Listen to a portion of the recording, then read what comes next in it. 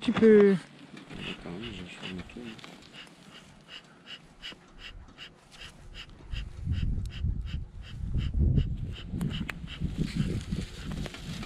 Je vais prendre des photos aussi. Tu peux le faire s'il te plaît? Tiens. Tu peux filmer mon cœur. Et ça, l'idée d'un fumoir, c'est leur faire croire qu'il y a un incendie à l'extérieur. Ah, Comme ça, elles vont se mettre en stress, penser qu'il faut déménager. Elles vont se gorger les jabots de miel et se bloquer l'abdomen, ce qui va les éviter de piquer.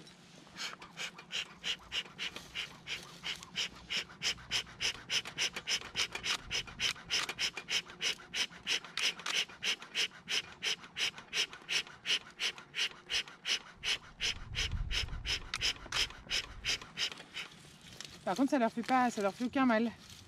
Alors non, parce que là, moi, j'utilise des aiguilles de penne, donc c'est naturel. On y revient tout le temps à la même chose, de la nature. D'accord, plus c'est naturel. Et... C'est sûr qu'après, si tu y mets des bouts de carton pour allumer l'enfumoir et tout, mais tu leur envoies des encres, des fumées d'encre et tout, et Bien là, sûr. tu les intoxiques à moitié, quoi. Bien sûr. Alors après, on pourra allumer avec de la paille aussi. Mais par contre, ce qu'il faut faire attention, c'est la fumée de la paille, c'est quand même assez gras. Et nous, on en respire beaucoup. Et donc, après, des cancers des poumons, des choses comme ça, quoi. D'accord. Donc, naturel pour les animaux et naturel pour nous. Voilà, faut être vigilant un peu sur ce qu'on fait. Donc là, tu dis, tu mets de la Moi, je mets des aiguilles de penne de la grande motte. aiguille de pain de la grande note. Tout reste local et en circuit court. Made in France, 100% made in France. Les abeilles aiment beaucoup celle de la grande motte.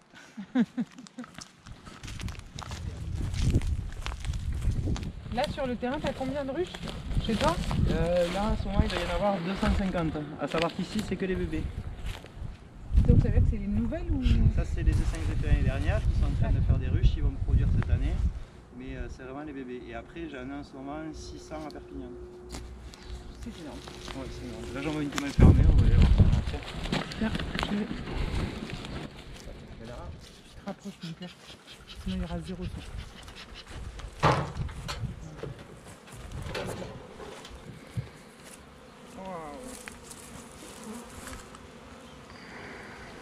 Ça marche. Ils sont en train de manger.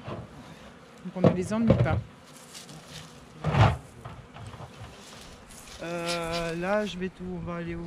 Tu veux vraiment une belle ruche? Ah non, je veux ce qui te semble bon. Moi, je... Ah, je vais te montrer un bébé en plein. Ce qui te semble bien. Bébé en pleine évolution.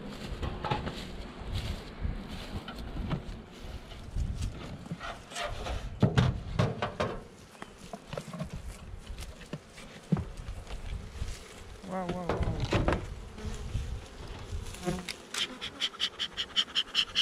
Donc là, on les a passés du stade de ruchette en ruche, et petit à petit, toutes les semaines, tu vois, ça, c'est ce qu'on appelle la partition.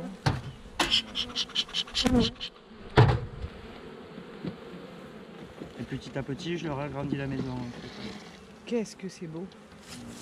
Elles sont grappées, on va essayer de choper la reine. Ça veut dire que là, tu as combien d'abeilles dans cet essaim à peu près? Moi, je suis toujours très stupéfaite par Je sais les pas. milliers, les milliers. Oh là Faut là demander à la là. reine. Ah, elle est là. Ah ben là voilà. Tu Ah, vas voir. c'est incroyable. Donc tout ça, ben, c'est le miel qu'elles ont fait. Et elle est bleue. Ah, j'avais jamais vu une reine. C'est magnifique. Alors elle est bleue, chaque année on change la couleur en fait pour savoir quel âge elles Ah, ont. c'est toi qui l'as. C'est même- toi qui mets la couleur? Ouais, un petit coup de vernis. Encore. Mais pour l'avoir plus rapidement. Et surtout pour savoir quel âge elle a quoi. Et là, donc, elle a quel âge? Donc du coup une bleue, ben, c'est celle de l'année dernière. Elle a un an, ça, Ah oui, bien sûr, si tu veux dire. parce que c'est un bébé. On croirait qu'elle travaille toute la journée, mais elle travaille aussi dedans. Quoi. Ah mais alors une abeille ça dort pas, ça travaille même la nuit. Ah, ouais. Ah oui. Donc là on va essayer d'attraper un beau cadre de couvain. J'ai l'impression de me faire piquer alors que pas du tout. Non, non, elles vont pas te piquer, t'inquiète pas. Je suis bien en train de filmer. Hein. Faut que je vérifie comme ça. Donc attends, moi je vais le taper le cadre. On va laisser ce bruit. C'est incroyable. Donc là ben, tu peux voir les larves, les œufs, tout ce couvain, ça c'est ce qu'on appelle du couvain operculé, c'est toutes les abeilles femelles qui vont naître. Là ici les plus en relief c'est tous les mâles qui vont naître. Les mâles ils font pas de miel, ils servent uniquement à la reproduction des autres ruches. Hop. Alors après on va essayer de choper un cadre avec du pollen, c'est sympa à voir aussi.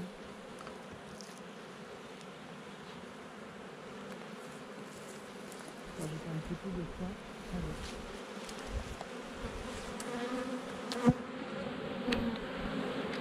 Moi je crois qu'elle n'a pas le temps de digérer trop de pollen.